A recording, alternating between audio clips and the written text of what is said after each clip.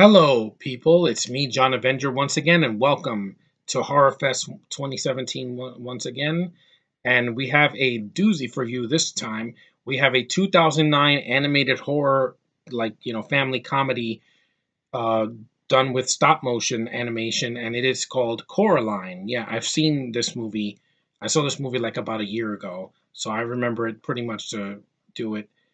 And basically, Coraline is a little girl with black hair, jet black hair, that lives with her parents, and she wants to explore worlds. She's very adventurous, and she stumbles into a world where her parents are super nice, but they have dots on their eyes, and that's because they're actually not everything is what it seems in the movie. And she learns a lesson about appreciating what you have in your real life than to look for something that doesn't exist, because there's no such thing as a perfect family. But I got the message loud and clear. It's a really good movie. There are some things in it that I didn't like, but I'll get to that. First, the animation is stunning. This stop motion animation, the voice acting, it fits perfectly well with this, period of time. The backgrounds look amazing. It's basically like the Nightmare Before Christmas, but I think I might be the same director, but yeah, it's got that surreal imagery that looks very Halloweenish, and yeah, it feels like The Nightmare Before Christmas.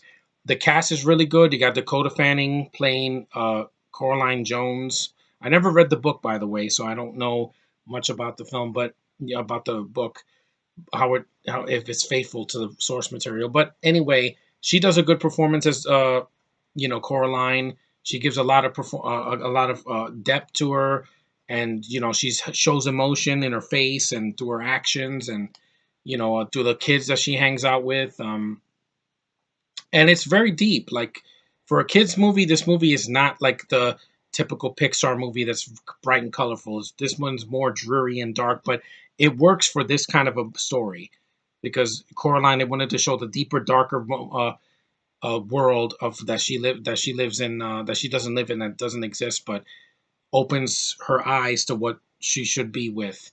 The family that she should be with instead of the ones that are in this dream world. But anyway, yeah, it's a really imaginative film.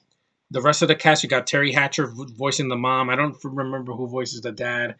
I think Ian McShane does a voice in the movie as one of the weirdos that's like climbing the building, and I think he's French or something like that. Yeah, it's been a while since I've seen the movie.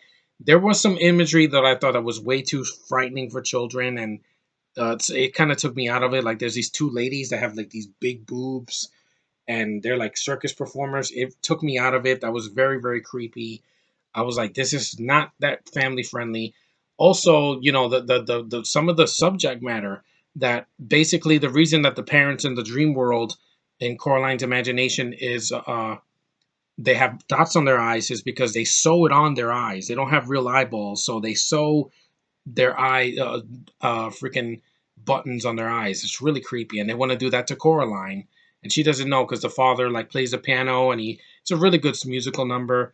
The film has atmosphere. You have Keith David voicing a black cat in the movie, and he says, "Not every road, leads to something that you want at the end." And like I said, I got the message loud and clear. I'm very tired. That's why if I'm a little bit stammering, it's because I'm really tired. But anyway, it is a good movie. If you have kids, I would say wait until they're a little bit older, because if you have like a 5-year-old and they see this, they might get scared with some of the imagery when the other mom turns into a spider and is chasing Coraline. It's really creepy. I think her neck grows really long, and I'm like, wow, this is really freaky, man. If I had seen this movie as a kid, I would have had nightmares for weeks probably, because it's a really well done movie, great animation, really good voice acting, atmosphere, great story, but some of the imagery is very, very creepy, and it could take your kids out of it. But if they're much older, like 8 or 9, or if they're like 13 or something like that, they can handle this, because it's definitely worse to see than this. And basically, for an animated movie that came out that was not Disney or Pixar or DreamWorks, or like something claymation done by the Brits, it was actually well done. And I would like to own this movie. I think it's really good to watch during the Halloween season, because it has the atmosphere of a horror film from like the 1970s or the 80s. It's got imagery that will stay with you. You know, the facial expressions of the characters, the you know the disturbing imagery of some of the world that she lives in, and it definitely is off-putting, but it's also really fascinating because the things that they can do with animation that they can never do with CGI, like people or whatever, like they did in Avatar. Here, this is more imaginative, and even though it's based on a book I never read, it's still really well done. And I would probably read the book one day if they have a like online to read. But anyway, Coraline is well done. If you haven't seen Coraline, watch it for Halloween. It's definitely worth your time. It's atmospheric, and I said your kids can watch it if you're going to be with them or if they're much older. Because if they're like under 5 years old, I would not recommend it because it might take them out of it. They might get scared, and it can get creepy at times, even for adults. But it's not offensive. There's no gore in it.